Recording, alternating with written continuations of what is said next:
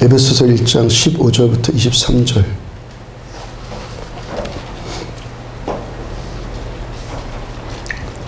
(15절부터 23절) 이로 말미암아 주 예수 안에서 너희 믿음과 모든 성도를 향한 사랑을 나도 듣고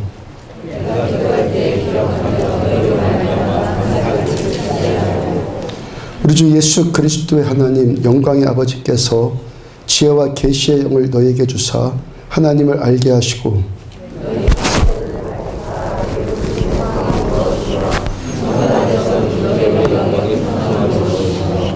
그의 힘의 위력으로 역사하심을 따라 믿는 우리에게 베푸신 능력의 지극히 크심이 어떠한 것을 너희로 알게 하시기를 구하노라.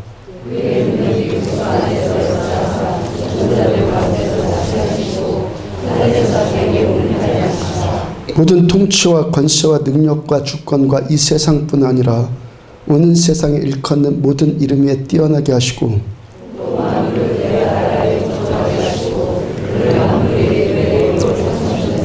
함께요.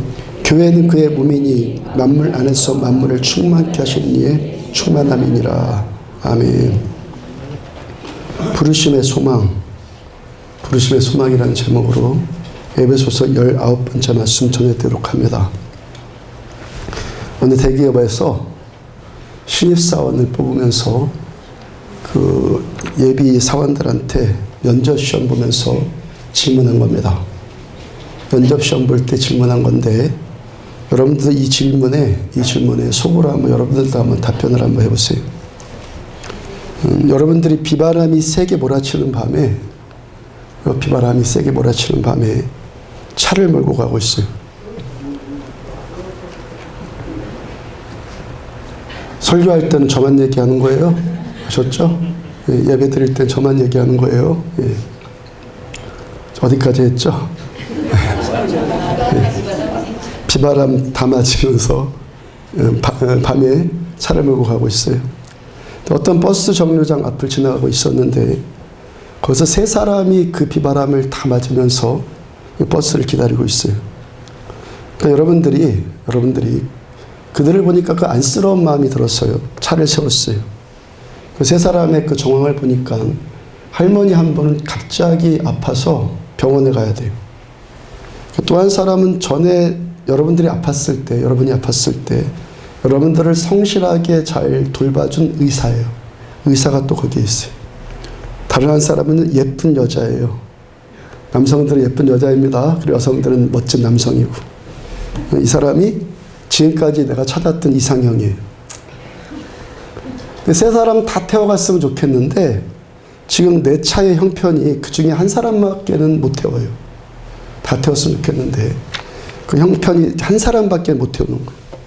그럼 여러분들은 그 세 사람 중에서 어떤 사람을 택해서 태워가겠습니까? 그 답변을 해보라고 속으로.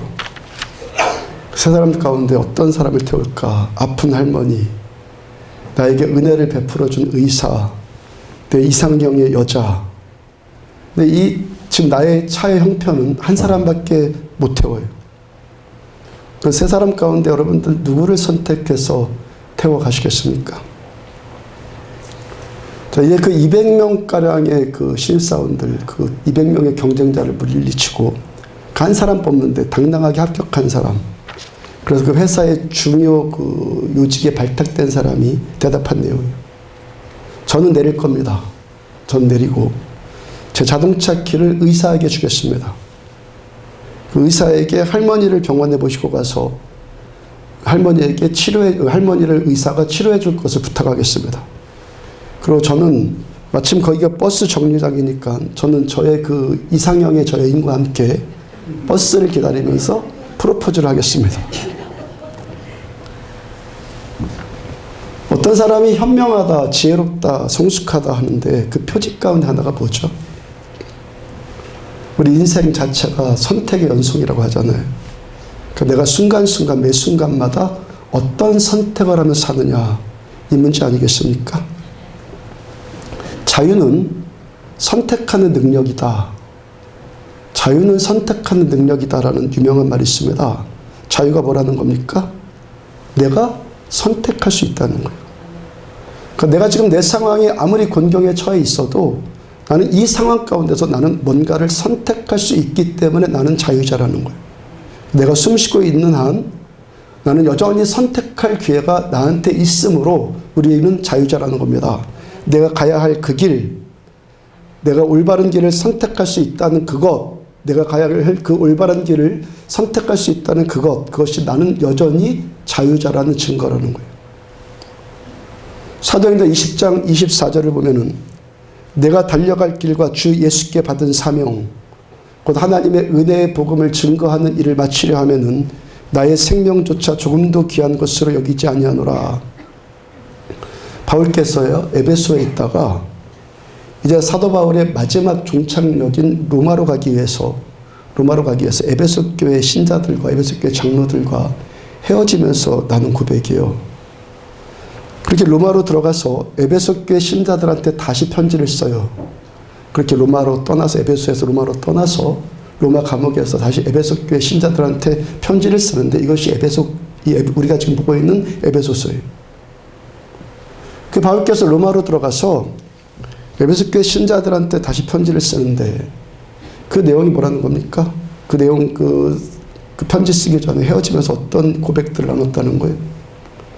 바울께서 에베소 교회 신자들과 헤어지면서 지금이 마지막이 아니다. 지금 마지막이 아니다. 나에게는 아직 달려갈 길이 남아있다. 라고 고백을 해요. 그 달려갈 길이 뭐냐면 주 예수께 받은 사명이다. 라고 말합니다. 또 그 사명이 뭐냐면은 하나님의 은혜의 복음을 증언하는 일이다. 라고 또 말씀을 해요. 이 달려갈 길이란 이 달려갈 길이 헬라어로 드로몬인데 이 말은요, 고대 시대 운동장에서 펼쳐졌던 경기를 의미합니다. 내가 지금 뛰고 있는 경주가 있어요. 달리는 경주가 있는데 이 경주는 마지막까지 잘 맞춰져야 된다는 거예요. 바울께서 지금 경주를 출발했어요. 그리고 지금 뛰어가는 과정 가운데 있어요. 그리고 마지막까지 끝까지 달려가야 될 그 사명이 바울에게 아직 남았다는 거예요. 그리고 이 경주는 뭐라고 합니까? 주 예수께 받은 사명. 주 예수께 받은 사명. 내가 결정해서 내가 뛰는 것 아니에요. 주 예수께서 결정해 주셨고 뛰라고 명령하신 분, 뛸 곳을 결정해 주셨고 뛰라고 명령하신 분도 예수님이에요. 바울께서는 예수님께서 자신을 선택한 예수님의 그 선택, 바울은요, 예수님이 자기를 선택한 예수님의 그 선택을 바울이 또 선택하고 있다는 거예요. 주님께서 나를 택하셨는데 나도 주님의 그 선택을 나도 역시 선택하고 있다는 거예요. 이 경주의 모든 것을 우리 주님께서 주관하시고 나는 주님의 그 주권에 순복하겠다. 이 경주를 주께서 주관하실 것이고 나는 주님의 그 주권에 순복할 것이라는 선택을 바울이 했다는 거예요. 우리들의 출발은요, 하나님이 정하시는 거예요. 여러분들의 인생이 내가 언제 출발하기를 원합니다. 난 언제부터 하기를 원합니다. 이런다고 해서 그 출발점을 스스로 선택하는 분 있으니까 종종 전도하다 보면요, 지금은 때가 아닌 것 같아요. 이 다음에 갈게요. 그런 사람은요, 이 다음에 와도 신앙 안 자라요. 마인드 때문에. 지금 복음 전하고 지금 오는 사람이 그 사람의 신앙이 반드시 자라요. 왜? 그 결정 내가 하는 것 아니거든요. 그 결정을 내가 하겠다고 하는 사람의 마인드는 신앙이 자랄 수가 없어요. 자라더라도 시간이 아주 오래 걸리죠. 출발점 내가 정하는 것 아니요. 주님이 정해주시는 거예요. 그 다음에 달리는 코스도요, 내가 정하는 것 아니요. 이 인생이 길건 짧건 여기에 장애물이 있건 없건 어떤 길을 우리가 달리든 내 인생 달려간 이 인생의 이 코스도 여러분들의 인생의 코스도 주님께서 정해주신 거예요. 그 다음 이 경주의 마지막 종착점, 그 최후 꼬린 지점도요, 하나님이 정하시는 거예요. 단지 우리는 뭡니까? 하나님께서 선택해 주신 이 선택, 하나님의 이 선택을 이제 내가 받아들이겠습니다 하는 이 선택을 할 뿐이라는 거죠. 에머슨이 이런 말 했어요. 살아있다는 것이, 산다는 것이 무거운 짐이 된다고 해서 죽음을 원하는 것은 비겁한 일이다. 이 무거운 짐으로부터 벗어나는 단 하나의 길은 사명을 완수하는 것뿐이다 그랬어요. 이 무거운 짐으로부터, 이 사명의 무거운 짐으로부터 벗어나는 단 한 가지의 길은요, 이 사명 완수한다는 거. 거기다가 제가 한마디 더 보태면요, 이 사명 다하는 길이 무거운 짐으로부터 벗어나는 일이 아니라 최선의 인생을 사는 것 아니겠어요? 아멘. 무거운 짐, 억지로 지는 무거운 짐이 아니라 주께서 선택하신 이 길을 갈 때 우리들은 최선의 삶을 살고 있다는 거예요. 지난주 금요일날 심야기도회 때 말씀 전하면서 제가 고백한 것이 있어요. 자, 우리 안디옥 교회 개척하면서요, 하나님께 소원 비슷한 것 한 것이 있어요. 하나님, 우리 교회는요, 기도원의 300용사와 같이 쓰임받는 교회가 되었으면 좋겠습니다 라고 고백을 했어요. 물론 많은 목사님들이 이런 고백을 합니다. 근데 300명을 세우건 30명을 세우건 3명을 세우건 그 숫자는 하나님이 결정하실 문제고, 교회는 유람선이 아니라 구원선이라고 하잖아요. 유람선이 아니라 구원선이고, 이 구원선, 아멘입니까 여러분들? 교회는 유람선이 아니라 구원선이요. 이 구원선의 사명을 감당하기 위해서 여기서 기드온과 그 병사들과 같이, 기드온과 그 군사들과 같이 그런 사람들이 세워져야 된다라고 자주 전해드리잖아요. 그러니까 3명이 되었건 30명이 되었건 300명이 되었건 우리들은요, 목적이 분명한 교회가 돼야 되는 거예요. 목적이 분명한 신자가 돼야 된다고요. 여기가 뭐 몇 명이건 상관없이 우리들은 목적이 살아있어야 되는 거예요. 교회는 어떤 것이라고요? 영혼 구원을 위해서 자기 삶을 헌신할 수 있는 군사를 세우는 것이 교회예요. 여기가 교회라고요. 군사를 세우는 것이 교회라고요.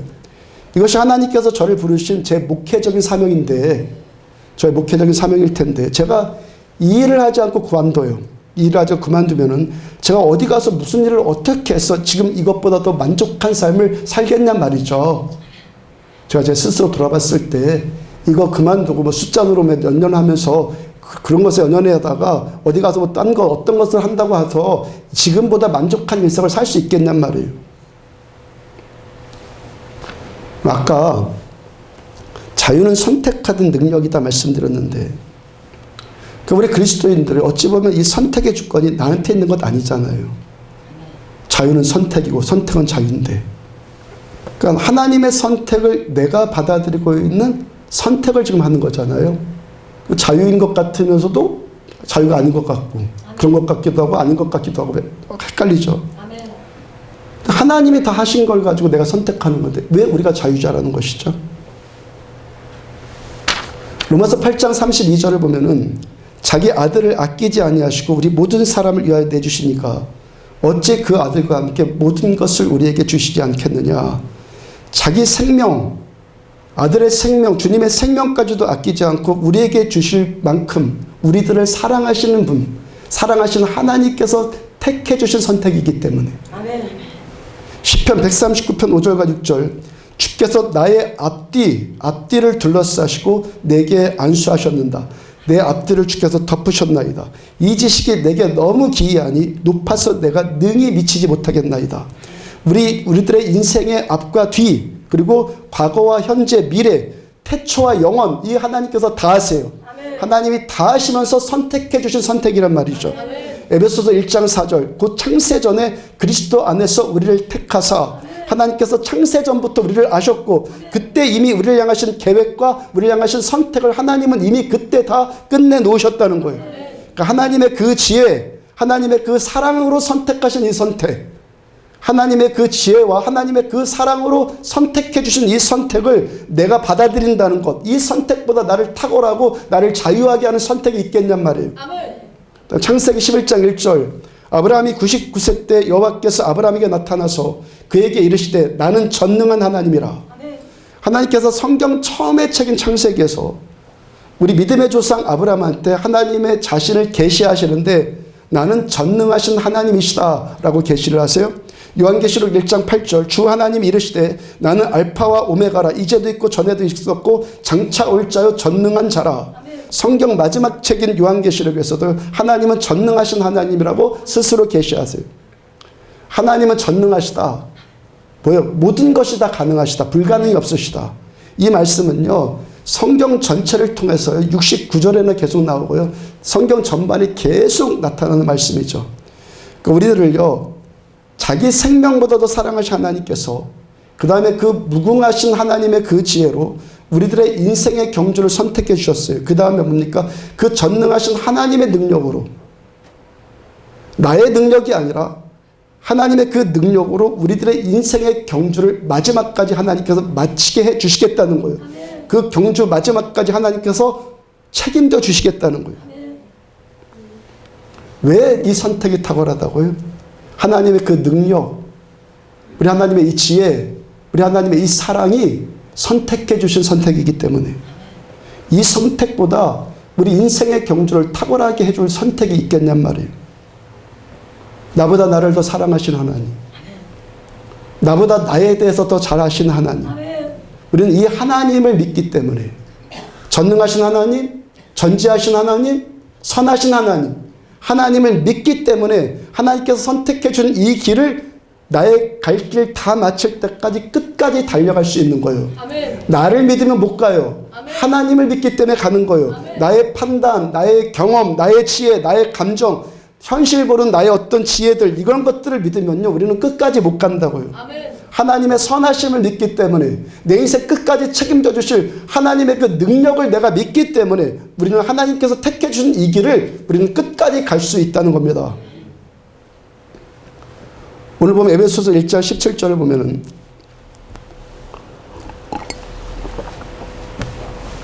우리 주 예수 그리스도의 하나님 영광의 아버지께서 지혜와 계시의 영을 너희에게 주사 하나님을 알게 하시고, 지난주에 전해드린 말씀이 있죠. 우리가 하나님을 안다는 것, 내가 하나님을 압니다 한다는 것은, 이 지식은 우리가 공부해서 아는 어떤 실증적인 지식들, 그런 걸 말하지 않고 살아계신 하나님께서 하나님 자신, 인격이신 우리 하나님께서 하나님 자신을 우리 스스로에게 계시해 주실 때, 내가 하나님을 인격 대 인격으로 만날 때 하나님을 아는 것, 이것이라고 말씀 전해드렸죠. 계시적 지식이다 그랬어요. 우리가 이 시간에도요, 성경에 기록된 하나님의 말씀을 지금 듣고 있잖아요. 또 때로 성경 말씀도 있고 묵상도 하고 연구도 해요. 우리가 신앙생활함에 있어서 이 성경을 아는 지식, 안에 있는 이 성경 내용을 아는 지식은 반드시 필요해요. 반드시 필요해요. 그런데 이 성경 지식을 안다고 해서 내가 하나님을 압니다라고 말할 수가 없다는 거예요. 성경의 역할은 뭐죠? 하나님이 어떤 분인가 성경이 말씀해 주세요. 그리고 그 하나님께 어떻게 하면 갈 수 있다, 그 길을 이 성경이 보여줘요. 그리고 또 한 가지는, 성경은 둘을 말해요. 두 가지를 말하는 이 성경은, 하나는 하나님에 대해서 말해요. 하나님 어떤 분이시고 우리가 이 하나님께 어떻게 간다, 그 길을 이 성경이 가르쳐 준다고요. 또 한 가지 뭘 말합니까? 나를 말해요. 아멘. 말씀이 나에 대해서 말해줘요. 아멘. 너의 현 주소가 어떻다, 아멘. 너의 이 상황이 지금 어떻다, 너 이 상황에서 어떻게 해야지만 하나님께 나아갈 수 있다. 이것이 뭡니까? 성경 말씀이에요. 그러므로 성경 말씀을 알아야지만 하나님을 알 수가 있는 거예요. 근데 성경 말씀만 아는 것 가지고는 하나님을 안다고 말하지 않는다는 거예요. 그냥 길만 안 거예요. 내 상태만 안 거예요. 하나님을 안다는 건 뭡니까? 살아계신 하나님, 이 안에 기록된 하나님을, 내가 하나님이 나를 만나 주실 때 그것을 하나님을 안다고 한단 말이에요. 우리가 이 시간도요, 성경 말씀을 듣고 상고한 것은 이 성경을 쓰신 분을 만나기 위함이에요. 아멘. 성경 저자를 만나기 위함이라고요. 우리 이 성경을 통해서 하나님의 성품, 하나님의 뜻, 하나님의 계획, 하나님의 마음, 하나님의 존재에 대한 객관적인 지식이 들어오는 거예요. 그렇게 알게 된 하나님에 대한 이 객관적인 지식이 내 삶 가운데서, 내 인생 가운데서 하나님을 직접 만나는, 곧 하나님께서 나를 만나주시는, 아멘? 내가 만난다고 만나지는 거 아니라고 그랬어요. 내가 아무리 만난다고 발버둥해도 하나님이 나를 만나주시지 않으면 그거 소용없어요. 하나님이 나를 만나주시는 이 주관적인 체험이 일어날 때 이것이 뭐라고요? 내가 하나님을 압니다 한다는 거예요. 히브리서 13장 8절을 보면은 예수 그리스도는 어제나 오늘이나 영원토록 동일하시느니라. 이 신앙의 한 축을 세운 말씀이라고 가끔 전해드리죠. 예수 그리스도는, 하나님은 어제나 우리나 2000년 전이나 역사 처음이나 끝이나 언제나 동일하신 하나님. 아멘. 성경 안에 기록된 하나님은 지금도 여전히 똑같이 행하실 수 있는 하나님이에요. 그러니까 어제도 오늘이나 영원토록 동일하신 주님. 아멘. 지금도 살아계셔서 행하신 우리 주님을 우리는 만나야 돼요. 아멘. 주께서 행하시는 일을 봐야 돼요. 주님의 음성을 들어야 돼요. 주님과 대화할 수 있어야 돼요. 주님께서 우리들한테 주님의 일을 보여주셔야 하고 주께서 우리들한테 들려주셔야 되고 우리는 그 주님을 만나야 한다는 거예요. 이것이 신앙생활이에요. 이것이 하나님을 안다는 거예요. 그래서 우리가 신앙생활을 한다는 것은요, 단과대학에 다니는 것이 아니라 종합대학에 다니는 것 같아요. 병원에 가는 것도요, 개인 병원에 가는 것가 아니라 종합병원에 가는 것 같아요. 어느 한쪽으로 치우치는 게 아니에요. 어느 한 것 붙잡고 이게 다다, 이게 아니라는 거예요. 어느 한 분야만 잘해서만 되는 것이 아니라 우리는요, 모든 쪽을 다 추구해야 되는 거예요. 모든 것을 다 추구해요. 고린도서 4장 18절을 보면은 우리가 주목하는 것은 보이는 것이 아니요 보이지 않는 것이니 보이는 것은 잠깐이요 보이지 않는 것은 영원함이라. 우리는요, 보이는 것도 볼 수 있는 자들이고 예수 믿으면 보이지 않는 것도 볼 수 있어요. 지금 우리가 이렇게 예배드려요, 성경 공부합니다, 봉사합니다. 이렇게 눈에 보이는 것 다 잘할 수 있어요. 더 중요한 것은 뭐라는 겁니까? 뭘 주목한다고요? 보이지 않는 것을 우리는 주목한다고요. 그러니까 성경이 주목하시는 것은 보이는 것보다 보이지 않는 것을 성경이 주목하신다고요. 우리가 이렇게 지금 보이는 종교적인 활동도 물론 잘해야 되는데 정작 주님의 시선을 끄는 것, 주님의 마음을 끄는 것은 보이지 않는 것에 주님의 마음이 끌린다는 거예요. 하나님께서 우리들의 이 보이지 않는 영역에 하나님께서 주목하시면서 우리에게 하나님을 계시해 주신다는 거예요. 아멘? 신앙생활은 계시적 지식인데, 계시적 지식은 하나님이 나에게 하나님을 알려주시는 건데, 하나님께서 우리들의 어떤 면을 보시면서 하나님께서 우리들을 하나님 알려주신다고요? 보이지 않는 나의 어떤 영역들을 보시면서 하나님이 하나님을 알려주신다는 거예요. 오늘 새벽에 룻기서의 말씀을 전해드렸어요. 룻기서의 룻은요, 모압 족속의 여인, 모압 족속. 모압 족속은요, 아브라함의 조카 롯이 그 눈에 보이는 좋은 데로 들어갔다가 소돔 땅에 저기가 눈에 보기가 좋으니까 거기 들어갔죠. 소돔에 들어갔다가 거기에 유황불 심판이 임해서 피난을 갔고, 그래서 남은 자라고는 롯과 2딸밖에 안 남았어요. 살아남은 자는 롯과 아버지 롯과 2딸. 그렇게 해서 생긴 족속이 모압 족속이에요. 유대인들이 그 모압을 보면서요, 아버지와 딸이 근친 상간에서 생긴 족속이니까 저 더러운 족속이라고 얼마나 멸시했겠어요. 거기다 그 롯이요, 그 당시에는 이 사람의 인격으로도 별로 취급받지 못했던 여성의 신분이었고, 그것도 남편과 또 사별했어요. 남편과 사별하고, 그 죽은 남편 사이에도 자식도 하나 없는 박복한 여인이었어요. 불쌍함과 비참한 그 자체였다고요. 근데 그 여인에게 은혜가 임하는데, 그 은혜가 한 번만 임하고 딱 끝인 것이 아니라 계속 임하고 그 은혜가 계속 점점 가중이 되어져요. 룻이 시어머니 나오미와 자신, 과부 둘만 남은 처지니까 어머니를 섬기고 먹고 살기 위해서 남의 밭에 이삭 죽기를 하러 가는데 그 밭이 이스라엘의 지주인 보아스의 밭이었어요. 룻기 2장 5절을 보면은 보아스가 이는 누구의 소녀냐 하니, 여러분 더우시죠? 에어컨을 좀 틀으세요. 괜찮을 것 같아요.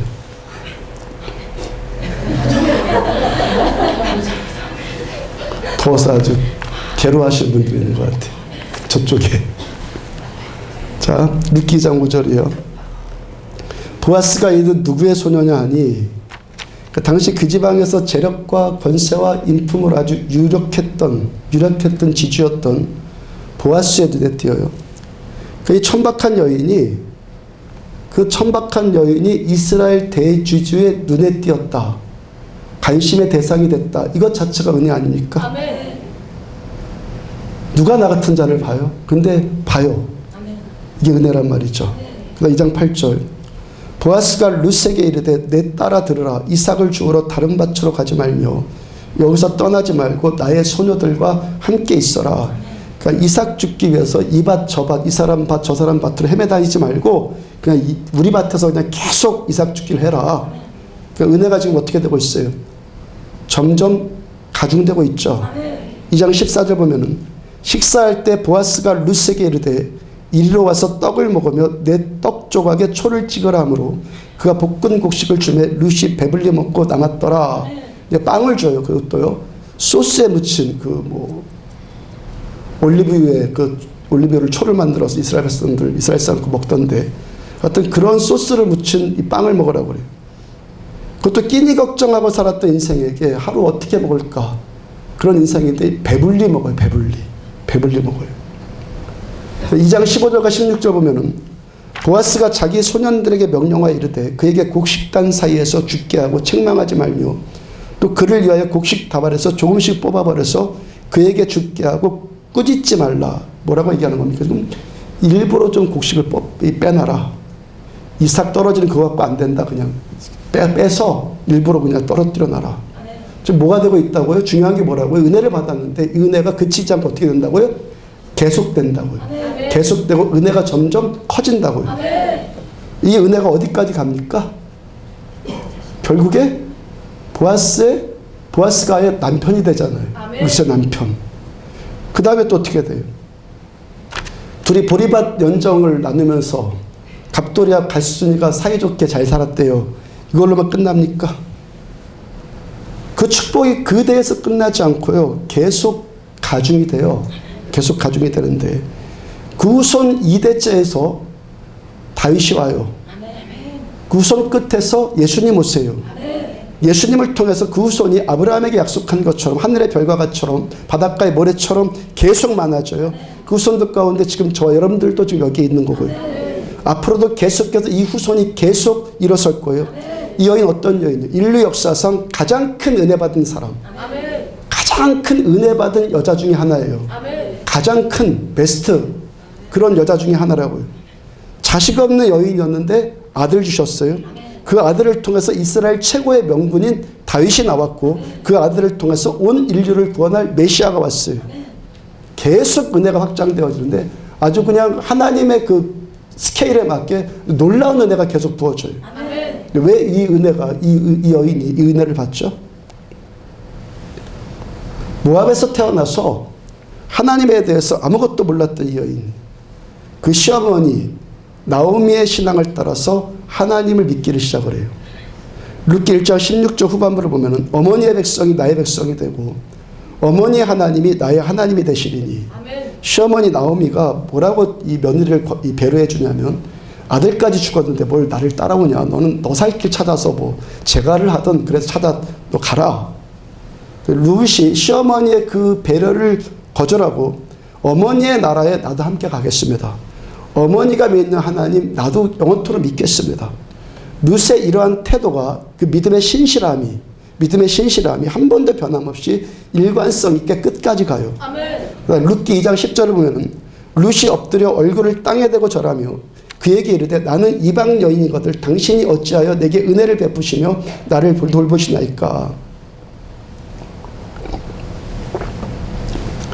보아스를 통해서 하나님의 은혜를 받았어요. 이 여인이 취한 태도예요. 엎드려 얼굴이 땅에 닿을 만큼 절해요. 그리고 이르되 나는 이방 여인입니다. 당신이 어떻게 해서 나의 이런 은혜를 베풉니까? 얼굴이 땅에 닿을 만큼 절하면서 지금 그 은혜에 대해서 감사의 표현을 해요. 감사할 줄 아는 사람 이 세대 가운데서 아니 인생사 가운데서요 하나님이 정말 기뻐하실 것 같아요. 우리 자신도 그렇고 우리가 겪는 사람들도 그렇고 진정으로 감사할 수 있는 사람 만나뵙기 쉽지 않잖아요. 그래서 하나님은요 감사하는 자를 좋아하시는 거예요. 2장 13절 나는 당신의 하녀 중에 하나도 갖지 못하오니 당신의 하녀보다도 난 못한다. 당신이 이 하녀를 위로하시고 마음을 기쁘게 하는 말씀을 하셨나이다. 이 여인이 그 은혜에 대한 감사를 하고요 동시에 전혀 교만해지거나 우쭐해지지 않아요. 나는 당신의 하녀보다도 못한 자입니다. 룻이 감사를 합니다. 동시에 겸손해요. 하나님 가장 좋아하시는 거 다 갖췄어요. 지금 진실로 감사하는 심성 그리고 겸손한 심성 이걸 갖췄다고요. 하나님 뭘 보신다고요? 보이지 않는 것을 보신다고요. 룻기 2장 2절 룻이 나오미에게 이르되 원하건대 내가 밭으로 가서 내가 누구에게 은혜를 입으면 그를 따라서 이삭을 죽겠나이다 하니 나오미가 그에게 이르되 내 따라 갈지어다 하매 이게 무슨 말씀이냐면 레위기 19장 9절과 10절을 보면요. 먹을 것 없는 사람이 이스라엘 이 율법으로 남의 밭에 떨어져 가서 이 떨어진 이삭을 주워 먹는 것, 그거 율법으로 보장되어 있는 일이에요. 밭을 가진 사람도요, 다 싹쓸이해서 갖고 가는 것이 아니라 이삭은 조금 밭에 남겨둬서 없는 사람을 배려하는 것이 이스라엘의 율법이라고요.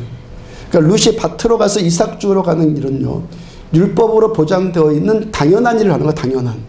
당연한 일을 하고, 또 시어머니를 봉양하고 이 입에 풀칠도 못한 우리 처지 먹고 살고 나가겠다는 거, 그거 무슨 문제겠어요. 가부 둘만 덜렁 남은 이 집안에 뭐가 먹을 것이 또 뭐가 있겠어요. 배고프니까 먹을 것을 구하러 간다. 지극히 당연한 일 아니에요. 근데 룻이 아주 놀라운 태도를 지금 보입니다. 룻이 나오미에게 이르되, 룻이 시어머니 나오미에게 보고를 하되, 그 다음에 나오미는 또 뭐라고 했냐면 내 딸아 가라. 룻은요, 그 지극히 당연한 안에서 문제이지, 그거 안에서 문제이잖아요. 근데 지극히 당연한 그 일을 하면서도 시어머니를 여전히 존중하고 있고, 시어머니의 의견을 지금 물어보고 있고, 시어머니의 허락을 받고 있고, 시어머니를 존중해 드리는 그 겸손함과 온유한 태도를 견지하고 있더라는 거예요. 룻기서 전체를 보면요, 이 겸손, 처음 이 믿음이라고 그랬죠. 믿음, 겸손, 감사, 헌신, 섬김, 이런 태도들이 일관성 있게 계속 나타나고 있다고요. 그래서 신앙생활은 뭐라고요? 종합대학과 같다고요. 종합병원과 같단 말이죠. 그리고 특히 주님께서 어떤 걸 보신다고요? 보이지 않는 우리의 내면을 우리 주님은 보신단 말이에요.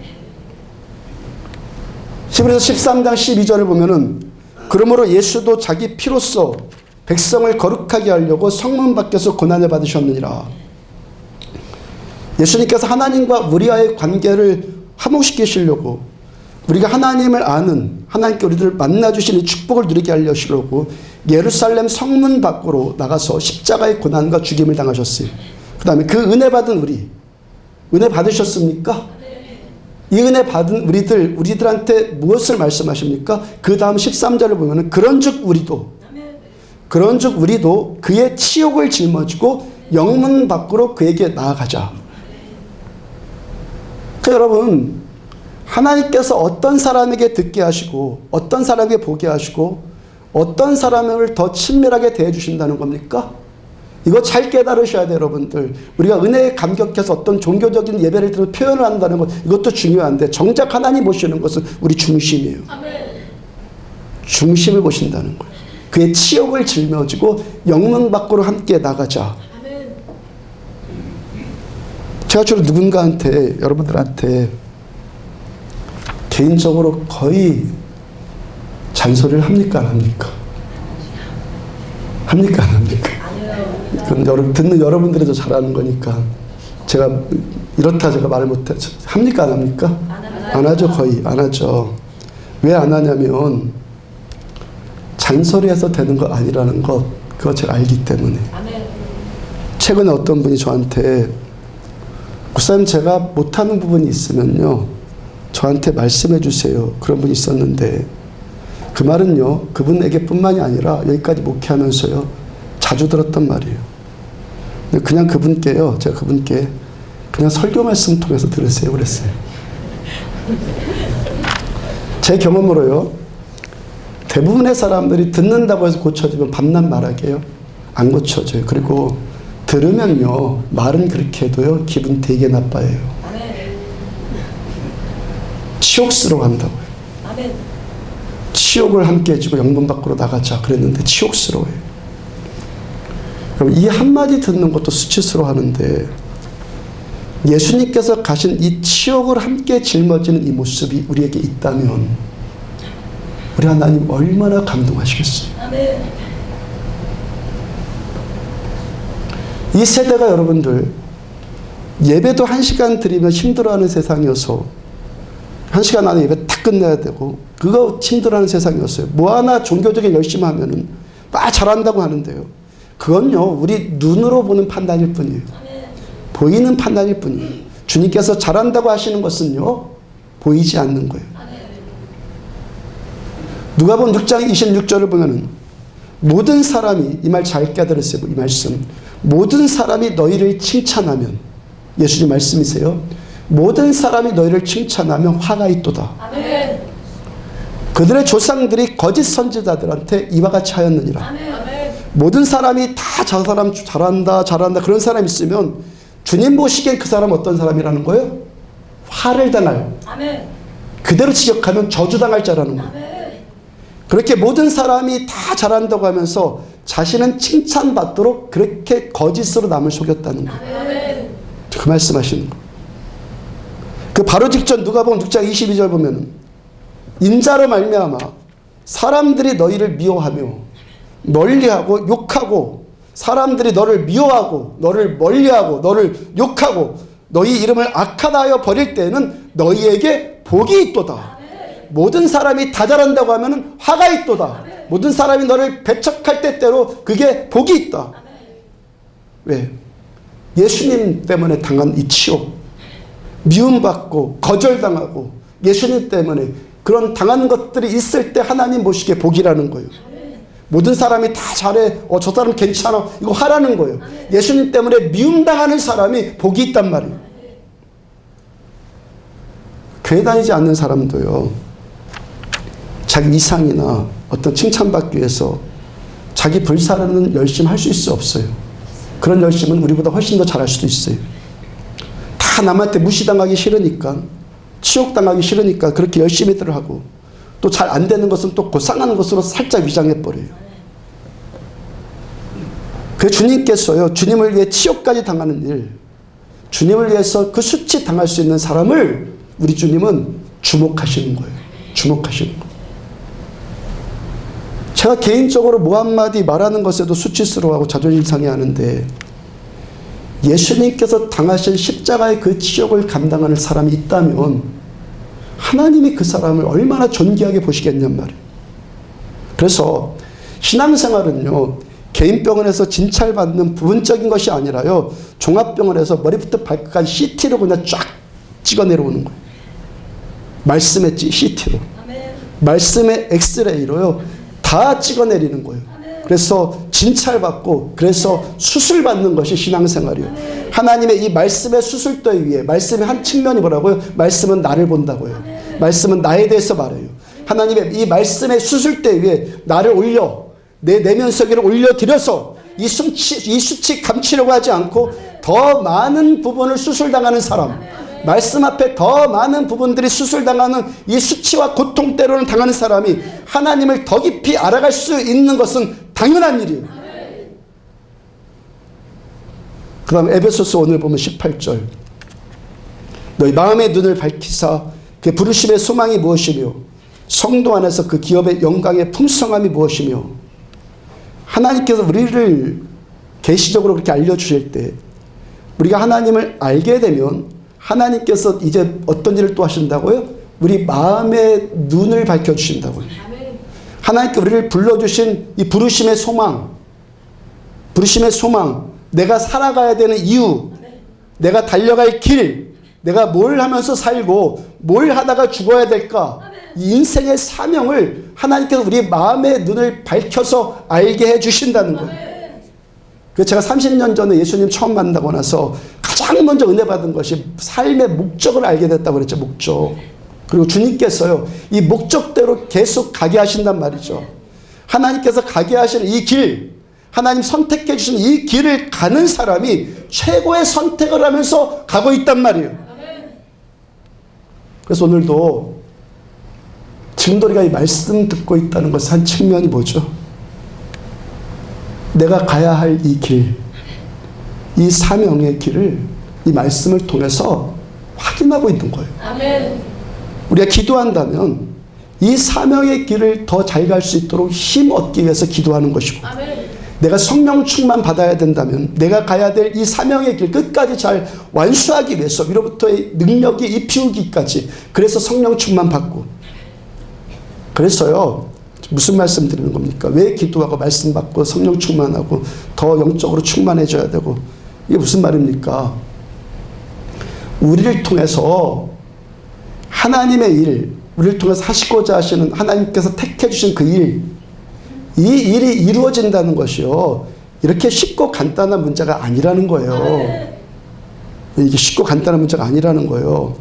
하나님의 일이요. 우리를 통해서 이루고자 하신 이 하나님의 일이 그렇게 편하거나 쉽거나 감상적이거나 고상하거나 이런 것 아니라는 거예요. 하나님의 일을 이룬다는 것은 명분은 이거 그럴듯해 이거. 이 비전 괜찮아. 그럴듯하고 뭐 그 이상이 아주 높은 가치가 있기 때문에 그래서 감당하겠다 이런 게 아니라는 거예요.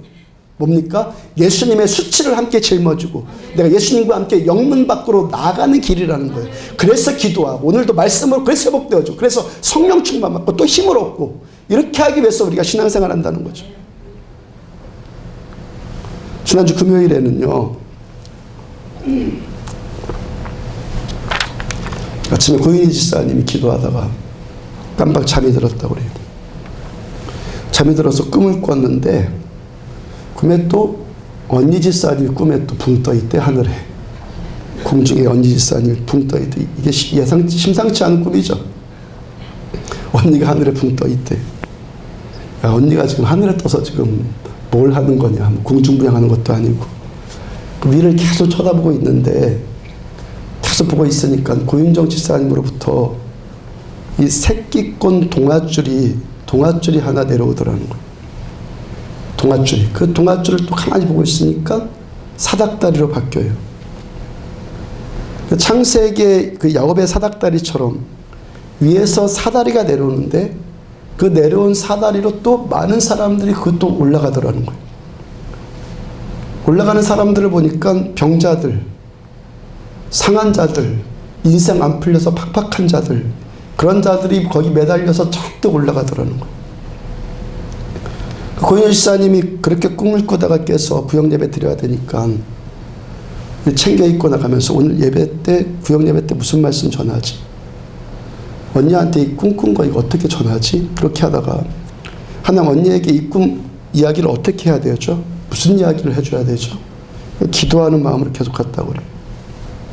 그 마음의 감동으로 떠오른 생각이 너가 내 일을 하면 내가 너 일을 하겠다고 가서 전해라. 너가 하나님의 일을 하면 하나님께서는 너의 일을 하겠다고 전해라.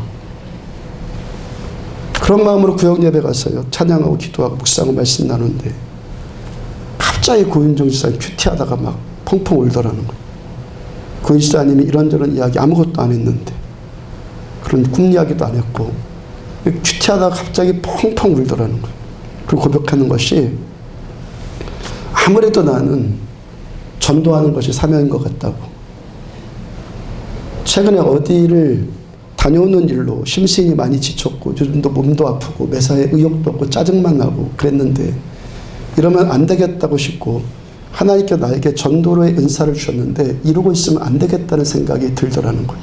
여러분 이 하나님께서 우리에게 하기를 원하실 이 우선순위를 우리가 하기 시작하면 삶의 질서가 잡히기 시작하는 거예요.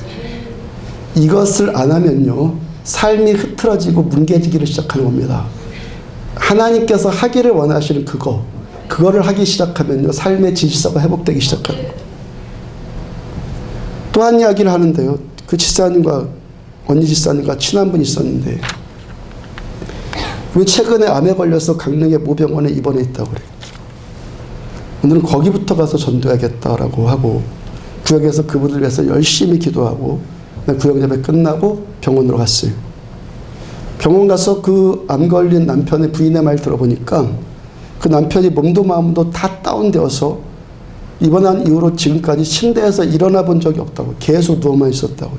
근데 병원에 온 다음부터 오늘 같은 날이 없었다고. 남편이 저렇게 밝고 저렇게 말 잘하는 사람이 아닌데 말도 잘하고 오늘은 너무 밝아지고 행복해지고 부인까지 막 행복해지더라는 거예요. 집사님이 처음 예수님의 이야기를 잠깐 꺼내다가 예수님 이야기를 꺼내니까 난 불교 신자라고 그러더니 나중에 결국 복음을 전했는데 복음까지도 잘 듣더래. 병원에 있는 그들도 밝아져서 행복하겠지만 누가 더 가장 행복하겠어요? 간 사람이 가장 행복한 거예요. 간 사람이. 제 경험이거든요. 설교할 때도 예배인도 할 때도 행복한데요. 오늘 처음 온 사람, 교회 처음 온 사람 둘이서 마주 앉아서요. 그 사람한테 복음 전할 때 굉장히 행복해집니다. 집사님은 더 행복해졌죠. 그죠? 그날 금요일날 오후에요. 김금옥 집사님 구역과 함께 점심을 먹었어요. 구역예배 중에 김금옥 집사님이 이런 이야기를 나눴다고 그래요. 김금옥 집사님이 교회를 처음 와서 이제 좀 다녀보니까 언제부턴가 부러운 모습이 이렇게 보이더라는 거예요. 부러운 모습. 온 가족이 예수 믿고 그 예수 안에서 다들 잘 살고 사이좋게 지내고 그 모습이 너무 부럽더라는 거예요. 로망이 될 만큼.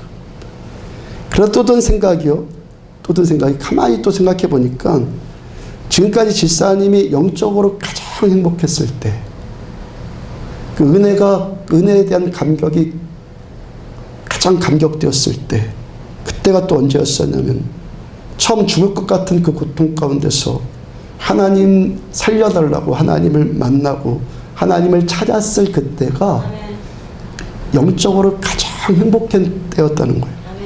그러니까 식구들 모두가 다 속편해서 영적으로 행복한 것이 아니라 삶의 그 깊은 고뇌 가운데서 하나님을 간절히 찾았던 그때가 가장 행복했었다는 거예요.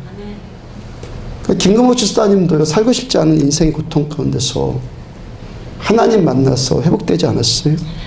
집사님네 큰딸이 최진실 씨가 죽었을 때 똑같은 방법으로 죽어서 그 인생의 고통을 안고 여기 처음 나와서 예수님 만나서 회복되었단 말이에요. 근데 지금 와서 돌아보니까 그때 그 고통은 죽을 것 같은 고통이었는데 그때 그 육으로 혼으로 정신적으로 당하는 고통은 죽을 것 같은 고통이었는데 그 고통 가운데 집사님을 만나주신 하나님의 은혜, 영으로 통해 들어오는 하나님의 은혜는 그때가 가장 크고 기뻤다는 거예요. 그러면 어떻게 해야 되죠? 어떻게 해야 돼요? 그때 그 은혜, 그때 그 감격 안단 말이에요. 그것이 어떤 감격이었는지 경험해 본 사람 알아요. 그럼 그 감격이 소멸되지 않고 계속되기 위해서 어떻게 해야 되죠? 다시 그런 고통으로 돌아가야 됩니까? 다시 삶의 여기저기에서 문제 막 터지고 하는 일마다 안 되고 죽고 싶은 마음 들고 그런 상황이 막 벌어져서 하나님 나 못 살게 해서 살려주세요. 이렇게 하면서 은혜 받아야겠습니까?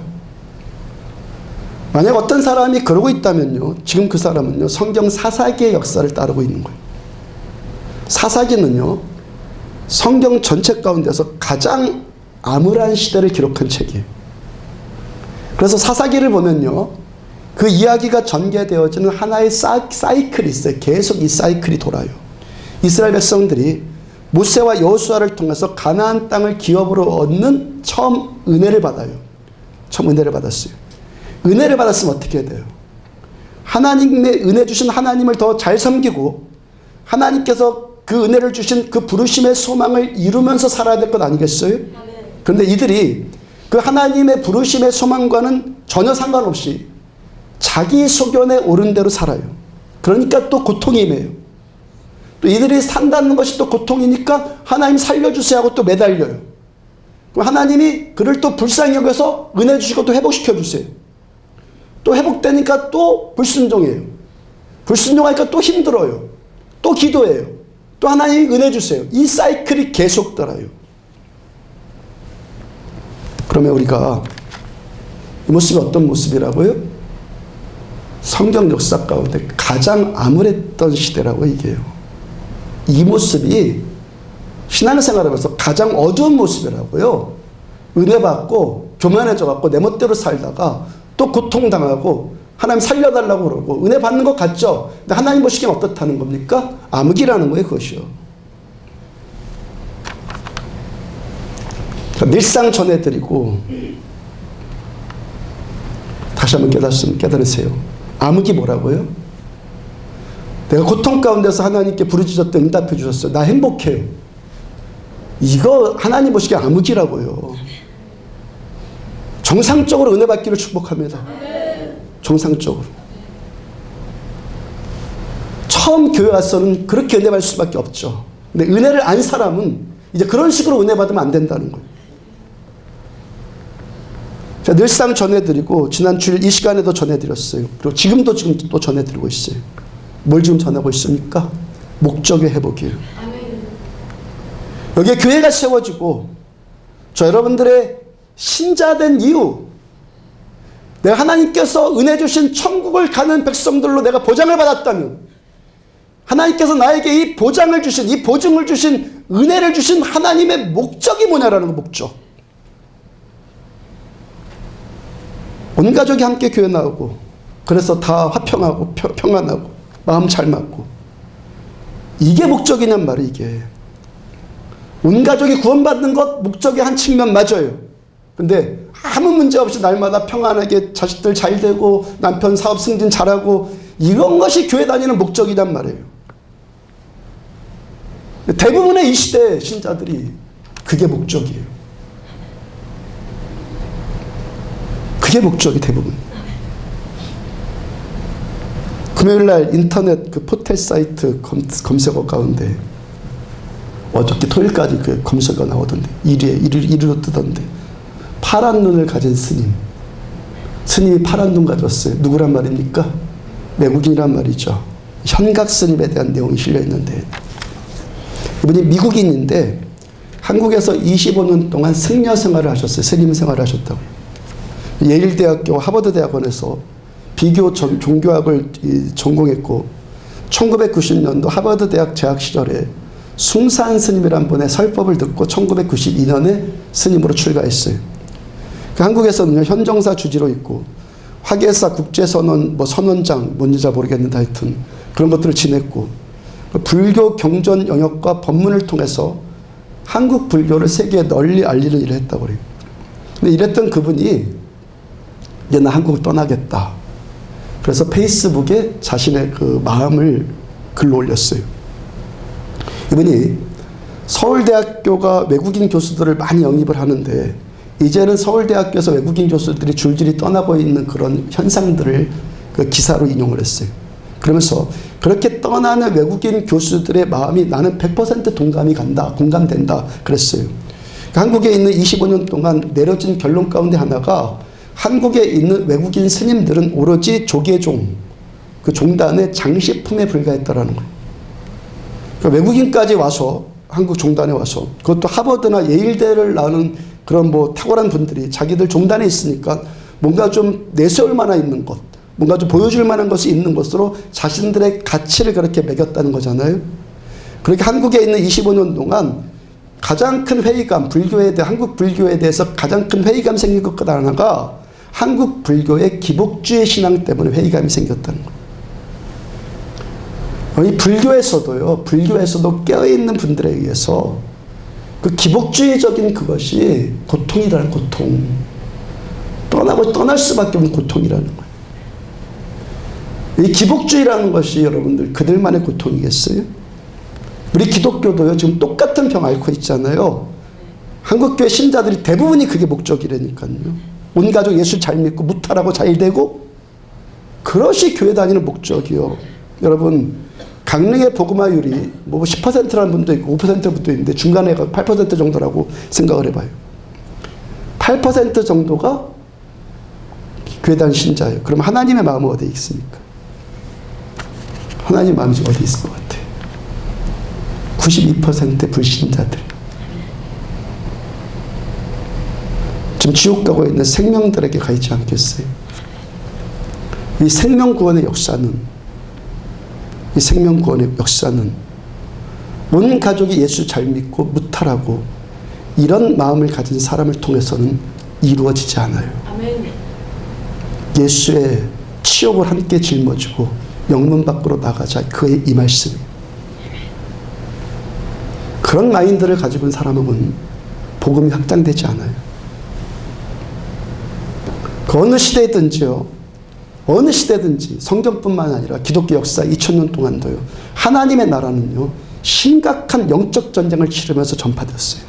심각한 영적 전쟁.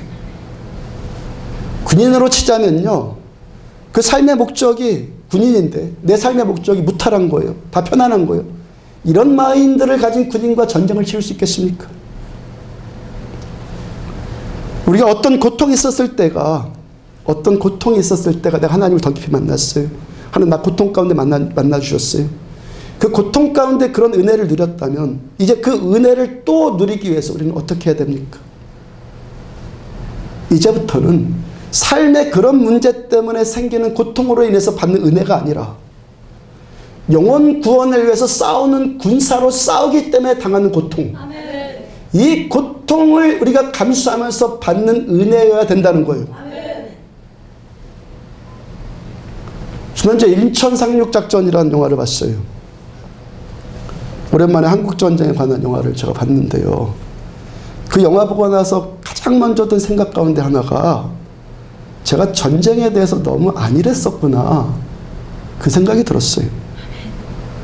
통일이 되려면 보통 통일 전문가들이 어떤 말을 하냐면 전쟁이 일어나야 된다고 그래요. 뭐 그때 가봐야 알겠지만 일단 그렇게 예측을 해요. 통일이 되려면 전면전은 아닐지라도 국지전 정도의 전쟁은 일어날 수밖에 없고, 그 제 생각에 그럼 일어나면 일어나는 거죠 뭐. 전쟁 뭐 치러야 되면 치러야 되지, 이런 생각을 했었는데 제가 그 전쟁의 그 상황을 보니까 내가 너무 아니란 생각을 했었구나, 그런 생각이 들더라는 거예요. 전쟁은요 정말 일어나지 말아야겠더라고요. 전쟁은 그 처절한 고통과 그 비참함, 그거 겪어요. 몇 주 전에 전해드렸잖아요. 군인들 군복에 줄 잘 잡고 다림질 잘해가지고 줄 쫙 잡고 모자에 그 각 탁 세우고 뭐 분화에다 물각 내고, 이게 군인입니까? 이 모습이? 이 모습 군인 아니에요. 그건요 싸우는 군인은요 너덜너덜해져요. 아멘? 전쟁터에서 싸우는 군인은 너덜너덜해진다고요. 어떤 사람이 전쟁할 수 있다는 겁니까? 너덜너덜해지는 것을 각오하는 사람이 전쟁 치를 수 있는 거예요. 아멘? 너덜너덜해지는 것을 각오하는 사람이, 받아들이는 사람이, 이 선택하는 사람을 하나님은 전쟁터에 내보낼 수 있다는 거예요. 이 영적 전쟁을 치르려고 하면은 상처받아요. 피곤해집니다. 근데 그 고통, 그 상처받을 때 우리의 이 피곤함에 하나님의 은혜가 처음 받았던 그 은혜보다 룻이 받았던 그 은혜처럼 그 은혜가 점점 깊어지고 점점 풍성해지는 거예요. 왜 은혜가 메마른다고요? 생각이 안 바뀌었기 때문에 그런 거예요. 하나님께 우리들한테 은혜 주시는 것은 이제 우리를 통해서 하나님의 나라가 세워져 나가는 것, 하나님의 나라가 확장되어지기 위해서 하나님께 우리들한테 은혜를 주셨는데, 하나님께서 이 일에 헌신하라고 하나님께 우리들한테 이 교회를 세워주셨단 말이에요. 그래서 에베소 1장 마지막 절에 뭡니까? 교회는 그의 몸이니 만물 안에서 만물을 충만케 하시는 자의 충만이니라. 우리가 만물을 어떻게 충만케 합니까? 앉아있어서 예배만 드린다고 만물이 충만해집니까? 복음 들고 나아갈 때 만물이, 세상이 충만해지죠. 이것이 하나님께서 이 교회를 세우신 목적이란 말이에요. 목적. 그리고 왜 우리들한테 은혜 주셨다고요? 이 일에 헌신하는 자가 되라고. 아파도 피곤해도 상처받아도 때로 죽고 싶어도 이 일에 헌신하는 자가 되라고 하나님께 우리들한테 처음 은혜를 주셨단 말입니다. 이 사명 감당하기 위해서 내 삶 기꺼이 드리려고 할 때 오늘도 하나님의 은혜를 더 깊이 알고 그 은혜가 임하는 거예요. 은혜는 누가 주신다고요? 내가 은혜 받기 원해요. 아니, 은혜는 하나님이 주시는 거예요. 뭘 보고? 내 중심을 보고. 어떤 중심?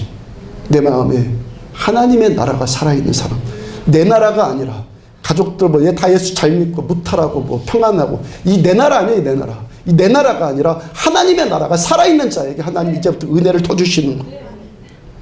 이 싸움 싸울 때, 싸우려고 할 때 싸우는 자에게 이 은혜가 중단 없이 임하는 거예요. 창세기 6장 8절 보면은 그러나 노아는 여호와께 은혜를 입었더라. 금요일날 심야 예배 때 나는 말씀. 그러니까 성경에서 노아의 홍수 때 노아요. 이 성경이 노아에 대해서 가장 먼저 설명하는 말씀이 이 말씀이에요. 노아를 가장 먼저 말하는 것이 노아는 여호와께 은혜 입은 자다. 우리들 모두 하나님의 은혜 입은 거 맞습니까? 은혜 입은 자이죠. 그러니까 노아와 우리는 똑같아요. 맞죠? 노아를 보면서 성경이 하나님의 은혜 받은 자다. 우리도 은혜 받은 자 맞습니까? 노아나 우리나 똑같아요. 아멘? 똑같아요. 그래서 이 은혜를 아는 사람, 이 은혜를 아는 사람이 신앙생활을 점점 해가면서 신앙생활 시간이 흘러가면서 대부분 겪게 되는 고민이 있어요. 대부분이 겪는 고민이 있어요. 그 처음 받았던 그 은혜의 그 감격, 그 감동이 점점 둔감해진다는 거예요. 대부분이. 요한계시록 2장 11절과 4절 보면 에베소 교회 사자에게 편지해라. 에베소서의 에베소 교회. 에베소 교회 사자에게 편지해라. 그러나 너를 책망할 것이 있나니 너의 처음 사랑을 버렸느니라. 지금 우리가 보고 있는 에베소 교회 이 주인공들, 에베소 교회 신자들한테 지금 요한 사도를 통해서 말씀하고 있는 말씀이 뭐죠? 너의 처음 그 감격, 처음 그 사랑을 버렸다. 에베소 교회는요, 요한계시록의 아시아의 7교회 가운데서 가장 먼저 등장하는 교회예요. 그리고 예수 믿고 은혜 받고 가장 먼저 갈등하는 것, 우리가 가장 먼저 심각하게 고민하는 것이 뭐라는 겁니까? 예수님을 처음 만났을 때 그 은혜, 그 감격, 그 사랑이 점점 둔감해진다는 것 아니에요? 그래서 많은 사람들 기도하잖아요. 그 감격 살아나기 원합니다 하고 기도하잖아요. 그래서 아파하고 회개하고 기도하면서 주님, 그 첫사랑을 다시 좀 회복시켜 주세요. 그러잖아요. 근데 왜 회복이 안 되죠? 대부분이 회복이 안 돼요. 기도해도. 대부분이. 왜 안 되죠? 여러분, 우리가 그 기도를 하고 계십니까? 그 기도 하시는 분들, 그 기도 제목이 진실이라면 내가 정말 그렇게 되기를 원합니다. 첫사람이 나한테 그 첫사랑의 감격이 회복되기 원합니다. 이게 고백이 진실이라면 내가 어떻게 할 때 이 처음 사랑이 회복되어지고 그 처음 받는 그 은혜의 감격이 둔감해지지 않고 더 민감해지고 더 깊어질 수 있다는 겁니까? 예수의 치욕을 함께 짊어질 각오를 하고 영문 밖으로 나가는 그 고통을 감수하려고 내가 기꺼이 내 마음과 삶을 드리려고 할 때 고통을 회피하면 은혜가 멀어져요. 고통을 기꺼이 수용하면 은혜 받아요. 분명합니다. 고통을 내가 회피하면 은혜는 멀어지고 내가 이 고통을 기꺼이 수용하려고 하면 은혜가 더해지는 거예요. 단 이제부터 은혜 받은 우리들의 이 고통이 우리들의 인생살이의 이런저런 문제들 때문에 당하는 고통이 아니라 예수님처럼 이 땅에 하나님의 나라가 오게 하기 위해서 당하는 고통이어야 한다는 거예요. 창세기 말씀을 원복음이라고 듣는데 원복음, 오리지널 복음, 원래 복음, 처음 복음. 그랬어요. 창세기를 알면 성경 다 알아요. 성경의 창세기에 처음 기록된 말씀이요. 요한계시록 끝까지 그 내용이 계속하는 거예요. 그 다음에 기록된 말씀들은요. 창세기에 처음 기록된 말씀들을 다시 설명하고 다시 확신시켜주고 다시 권면해주고 그런 내용이에요. 계속 똑같은 내용이 역사만 바뀌고 사람만 바뀔 뿐이지 계속 반복이 되는 거예요. 노아가 하나님께 은혜 받았어요. 창세기는 원복음이라고 그랬어요. 창세기의 말씀이 우리 신앙생활의 그거 토대라는 거예요. 사이클이라는 거예요. 원래 길이라는 거예요. 노아가 하나님께 은혜 받았어요. 그럼 이제는 이 은혜 받은 노아에게 어떤 일이 또 임합니까? 은혜를 받았어요. 노아는 하나님께 은혜 받은 자다. 은혜를 받았는데 이 은혜 받은 노아에게 어떤 일이 또 생기죠? 온 가족 예수 잘 믿고 다 평안하고 무탈하고 그런 인생 삽니까? 하나님께서 노아에게 방주를 지어라 명령하세요. 아무도 알아주지 않아요. 아무도 동조해주지 않아요. 아무도 도와주지 않아요. 혼자서요. 아무도 이해해주지 않는데 혼자서 100여 년 동안 방주를 지어요. 내가 지금 세상에 망할 것이라고 하나님이 나한테 말씀하셨어. 그래서 내가 이 방주를 짓고 있어. 누구한테 어떤 말을 한다고 사람들이 이걸 이해해 주겠냔 말이에요. 이해는커녕이고 다 비웃고 조롱할 것 아니에요. 하나님께 안디옥교를 세우신 것은 이 강릉 땅을 회복시키고 여기에 부흥이 오게 하는 통로로 쓰기 위함이야. 이런 말 하면 누가 이해하겠냐고 누가. 우리는 그런 군사로 세움받아야 돼. 우리들 자신도 지금 마음이 안 닿았잖아요. 이 군사라는 거. 너덜너덜해질 정도로 내가 그런 것 감당하겠습니다. 이거 잘 안 다가오잖아요. 다 무탈하고 내 자식 잘 되고 다 그런 것 아니에요. 노아가 그랬다. 노아가 그 외로움, 그 고독함 함께 나눌 적 없어요. 하나님께서 노아에게 은혜를 주신 것은, 은혜 받은 자 맞습니까 여러분들? 은혜 받으셨습니까? 하나님께 우리들한테 은혜를 주신 것은 세상을 구원하는 통로로 쓰시기 위함인데 이 길이 어떻다는 겁니까? 아까 말씀하셨잖아요. 모든 사람이 너를 칭찬하면 하다. 외롭고 고독하고 때로 조롱받고 때로 공격당하고 때로 수치당하고 그런 겁니다. 저거 돌았다고, 저거 돈키호테 같다고 그런 거는 겁니다. 하나님 나라를 세워나가고 주님께서 오시는 이 첩경을 예비하는 이 길이 모든 사람이 다 칭찬해 주는 것, 이런 길 아니라는 거예요.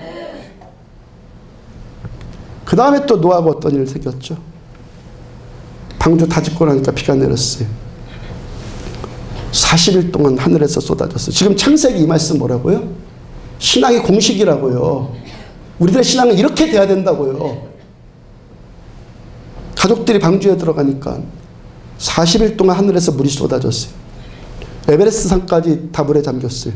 그 물이 150일 동안 땅에 창일했어요. 2002년도에 강릉에 루사 왔을 때요. 단 이틀 비 왔잖아요. 단 이틀 비 온 것으로 우리가 대재앙을 겪었잖아요. 이틀 비 왔는데. 그때 하루 최대 강수량이 900mm였는데 그런 노아의 홍수 때는 어땠을 것 같아요? 하루 강수량이 900mm 정도였을 것 같습니까? 그런 정도였을 것 같습니까? 보슬비 내렸을 것 같습니까? 최소한 10배, 아니 그 훨씬 이상의 엄청난 물이 쏟아졌을 것이고 그 물로 인해서 지구 전체 지각 변동이 막 일어나고 그 압력, 물의 그 압력 때문에 지구 전체가 그냥 몸살이 일어날 거라고. 그 방주가요, 파도 휘몰아치는 대로 추풍낙엽처럼 막 흔들렸을 거고. 방주 안에 있다는 것 얼마나 고생이겠어요. 온 가족이 편안하고 무탈하고 자식 잘 되고 방주 안에서 그랬을 것 같아요? 얼마나 때로 무섭고 두렵고 고통스럽고 눈물 나고 그랬겠어요. 이게 뭐라고요? 이게 신앙생활이라고요. 이것이 하나님이 원하시는 신앙생활. 이것이 신자의 목적이고 이것이 교회의 목적이란 말이에요. 왜 지금 노아가 무엇을 위해서 이 두려움, 공포, 수치, 외로움 겪죠? 왜? 생명 살리는 구원의 통로로. 에베소 1장 마지막 절, 교회는 그의 몸이니 만물 안에서 만물을 충만케 하시는 자의 충만이니라. 이 충만, 우리가 충만케 하기 원합니다. 이 이슈 멋있죠? 이 이슈가 멋있다고 해서 이게 비전이 아니라 하나님, 내가 이 충만을 위해서 노아가 당했던 그런 일들 기꺼이 감수하겠습니다 하는 자리를 통해서 하나님의 나라가 확장되어지는 거예요. 하나님께서 이거 하라고 뭐 주셨다고요? 은혜 주셨다고. 괜히 은혜 주신 거 아니에요. 이거 하라고 은혜 주셨다고요. 이 은혜의 맛을 아니까, 이 은혜 행위가 소멸될까 봐서, 이 고통과 이 눈물 가운데서 하나님의 은혜, 하나님 이 은혜 소멸되지 않기를 원하며 더 구하는 거예요. 삶이 팍팍해서 하나님의 은혜를 구하는 이 수준을 뛰어넘어서 하나님의 나라와 영원 구원을 위해서 흘리는 그 눈물, 하나님 내가 그 눈물 흘릴 테니까 나에게 은혜 주세요. 이 사람에게 은혜가 주신다는 거 계속. 불순종으로 인해 당하는 징계, 이런 고통 이제는 그거 그만하고 예수님과 함께 십자가의 길 걷는 데서 당하는 이 고통, 이 눈물, 이 흘리는 자에게 주님의 은혜가 계속 임하는 거예요. 너가 내 일을 하면 나는 너의 일을 하겠다. 떠오르는 성경구절 있습니까? 마태복음 6장 33절, 너희는 먼저 그의 나라와 그의 의를 구하라. 그리하면 이 모든 것을 너에게 더하시리라. 가장 우선순위를 하면 나머지 삶은 질서가 잡혀요. 하나님께서 택하신 그 일을 하면 가게 하신 그 일, 계속하게 하신 이 일, 그리고 끝까지 달려갈 길 마치게 하는 그 길, 그거 우리들 우선순위로 붙잡으면 우리 하나님께 우리 인생을 책임져 주세요. 책임져 주세요. 그리고 우리들은요, 지금도 여전히 자유자예요. 선택을 할 수 있는 자유자. 바른 길을 선택할 수 있는, 영원한 길을 선택할 수 있는 자유자란 말이에요. 은혜 받은 우리들, 은혜 소멸되지 않고 좀 지나서 은혜 받은 척하지 말고 은혜가 계속 내 안에 살아 숨쉬는 더 깊은 은혜의 세계로 나아가는 하나님의 뜻이 우리 가운데 실현되어져 이 교회는 예수님의 몸이니 만물을 충만케 하시는 자의 충만이니라. 예, 내가 충만케 하는데 이 사명 감당하겠습니다. 결단하시고 은혜 소멸되지 말고 더 은혜 받는 우리들 되기를 주님 축복합니다. 일어서 찬양합시다. 주님의 빚진 자 찬양합시다.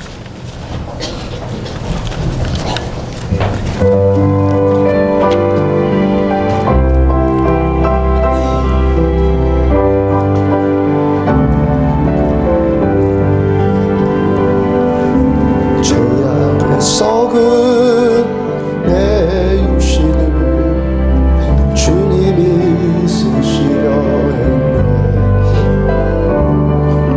죽음의 덫에 걸려있는 몸 주님이 쓰시려 했네. 속죄하는 손 치유하시고 속죄하는 발 치유하셨네. 새 생명 얻은 이 몸 다 바쳐 주님께 영광 돌리리. 죄악의 썩은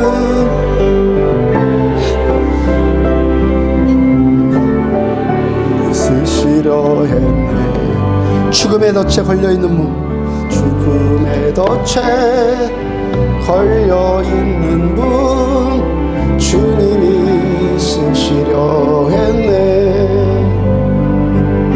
속죄하는 손 치유하시고 속죄하는 발 치유하셨네. 새 생명 얻은 이 몸 다 바쳐 주님께 영광 돌리리. 먹물로 칠한 내 육신을 주님이 희게 하셨네. 십자가 보혈 증거하라고 주님이 살리셨네. 기도할 때에 음성 주시고 순종할 때에 기쁨 주시네. 내 작은 입이 내 작은 몸이 주님의 붙들린 자라. 평생 갚아도 빚진 자 되어 주님의 빚진 자 되어 주님 가신 길 택하였건만 눈물만 솟구치네. 생명 주시니 주님이시라. 능력 주시니 주님이시라. 말씀 전하여 복음 전하여 주님의 빚을 갚아. 죄악의 썩은 내 육신을 주님이 쓰시려 했네. 죽음의 덫에 걸려있는 몸 주님이 쓰시려 했네.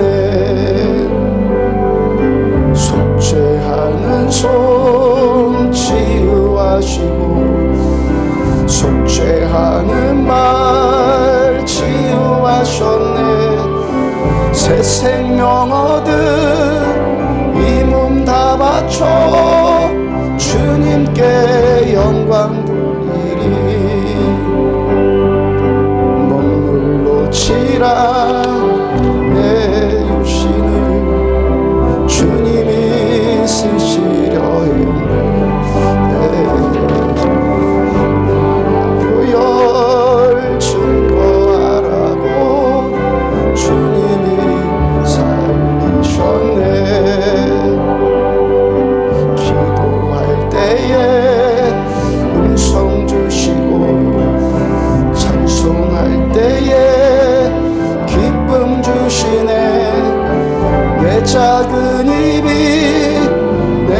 작은 몸이 주님의 붙들린 자라. 평생 갚아도 빚진 자 되어 주님의 빚진 자 되어 주님 가신 길 택하였건만 눈물만 줘. 평생 갚아 빚진 자들, 평생 갚아도 빚진 자 되어 주님의 빚진 자 되어 주님 가신 길 택하였건만 눈물만 줘 그치네. 생명 주시니 주님이시라. 능력 주시니 주님이시라.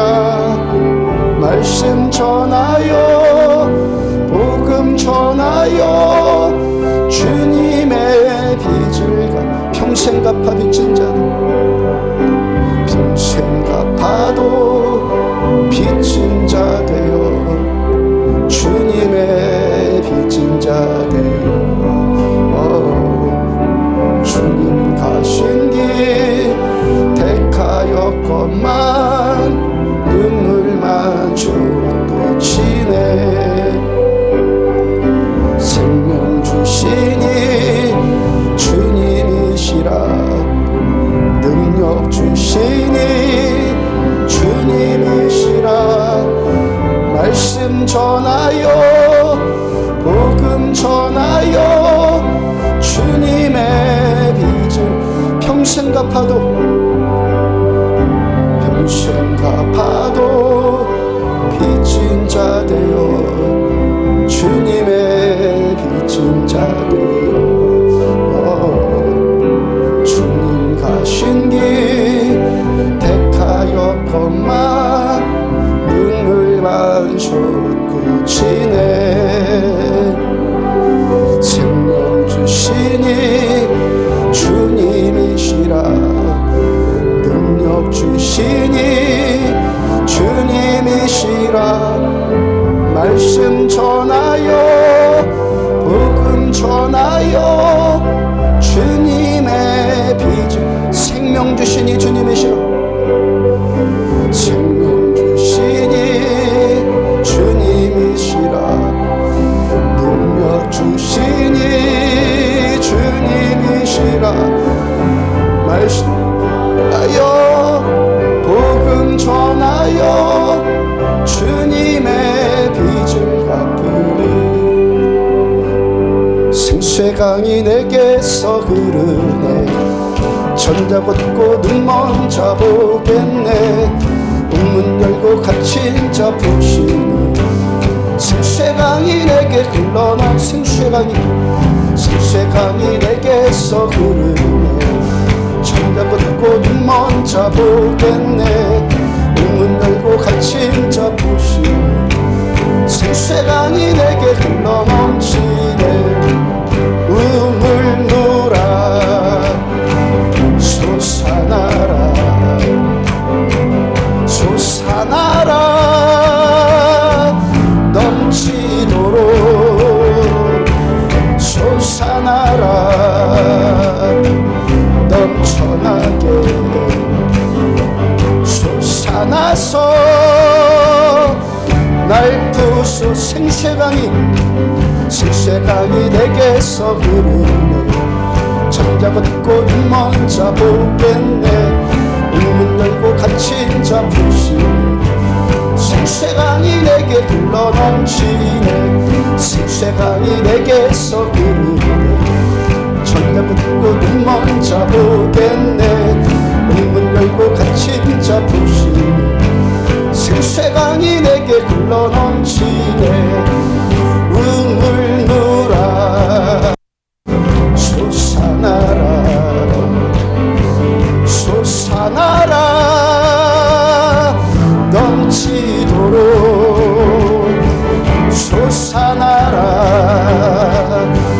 넘치도록 솟아나서 날 우물물 솟아나 우물물아 솟아나라 솟아나라 넘치도록 솟아나라 넘쳐나게 솟아나서 나 생수강이 내게서 오르네 생수강이 내게 젖는 자 걷고 눈먼 자 보겠네 옥문 열고 갇힌 자 푸시는 생수강이 내게 흘러넘치네 생수강이 내게 흘러넘치 생수강이 내게서 흐르네 정야 걷고 눈먼 자 보겠네 옥문 열고 갇힌 자 푸시네 생수강이 내게 흘러넘치네 우물물아 솟아나라 솟아나라 넘치도록 솟아나라 넘쳐나게 솟아나서 날 부소서 자녀들 예언할 것이요 자녀들은 예언할 것이요 청년들은 환상을 보고 아비들은 꿈을 꾸리라 주의 영이 임하면 자녀들은 예언할 것이요 청년들은 환상을 보고 아비들은 꿈을 꾸리라 주의 영이 임하면 성령이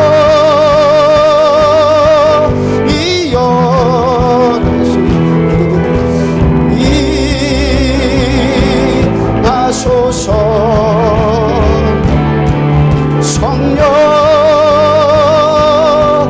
성령이여 우리에게 임하소 마지막 날 마지막 날에 내가 나의 영으로 모든 백성에게 부어 마지막 날 마지막 날에 내가 나의 영으로 모든 백성에게 부어 주리라 자녀들은 예언할 것이요 청년들은 환상을 보고 아비들은 꿈을 꾸리라 주의 자녀들 예언할 것이요 자녀들은 예언할 것이요 청년들은 환상을 보고 아비들은 꿈을 꾸리라 주의 영이 임하면 성령이여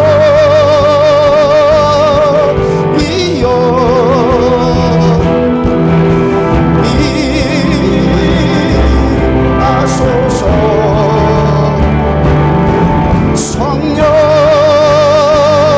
성령이여 우리에게 이 자녀들 예언할 것이요 자녀들은 예언할 것이요 청년들은 환상을 보고 아비들은 꿈을 꾸리라 주의 영이 임하면 자녀들은 예언할 것이요 청년들은 환상을 보고 아비들은 꿈을 꾸리라 주의 영이 임하면 성령이여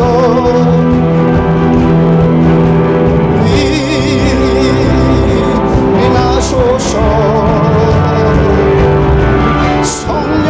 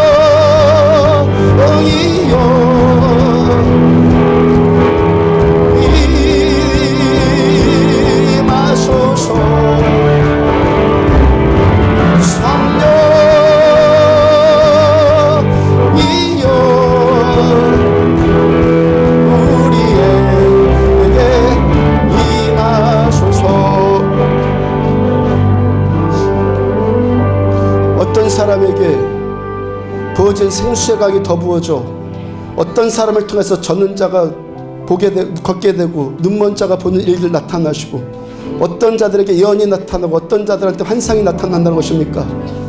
은혜 받는 우리들 예수의 치욕을 짊어지고 영문 밖으로 함께 나가겠습니다. 교회는 그의 몸이니 만물 안에서 만물을 충만케 하신 자의 충만이라. 이 사명 감당하기 위해서 영적 군사들로 우리가 쓰임받기 원합니다. 이런 자에게 부어주실 줄로 믿습니다. 말씀대로 하나님 결단하십시오. 하나님 결단하시고 하나님 내가 내 인생 사명의 목적을 다시 바꾸겠습니다. 주여 삼창하시고 한 목소리로 함께 기도합니다. 주여 주여 주여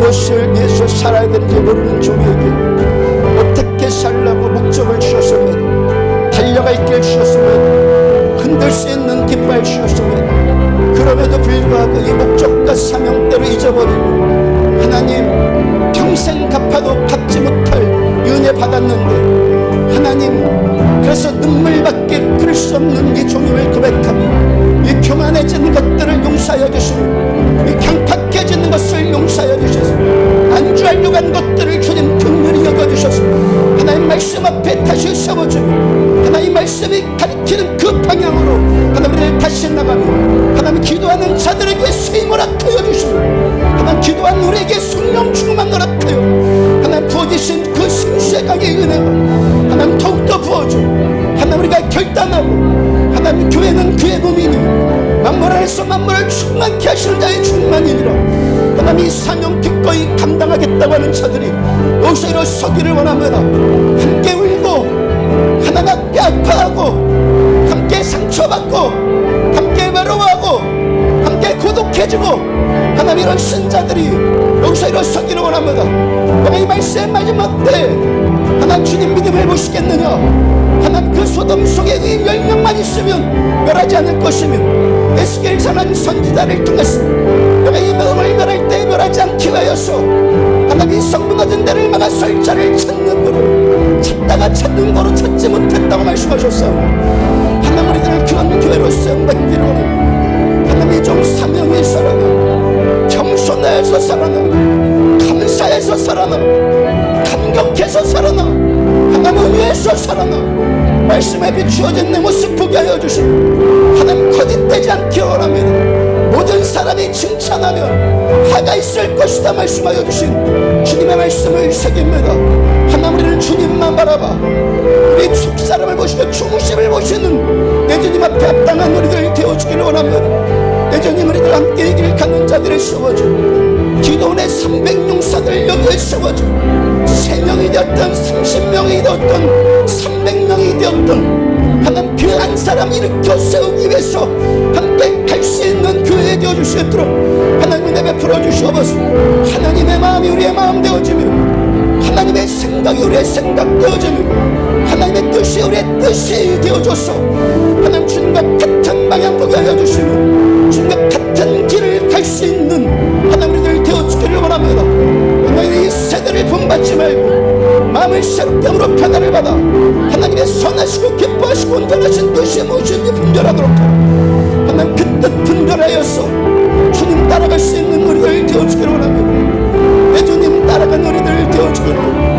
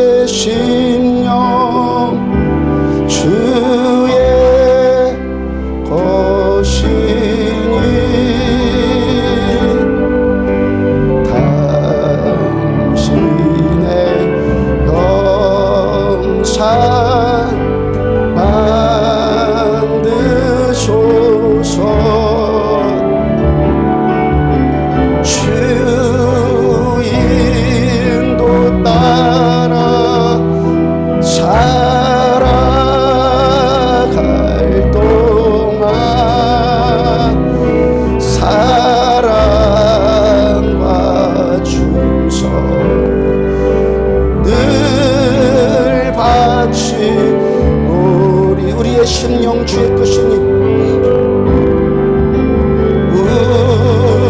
우리의 심령 주의 것이니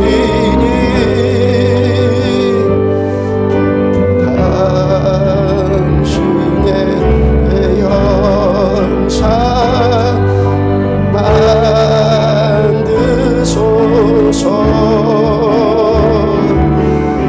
주 인도 따라 살아갈 동안 사랑과 충성 늘 바치 우리의 심령 주의 것이니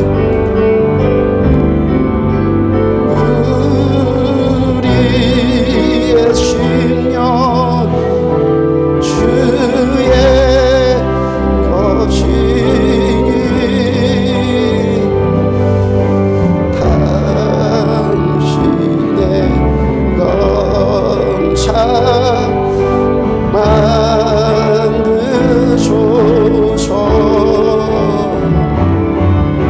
주 인도 따라 살아갈 동안 사랑과 충성 늘 바치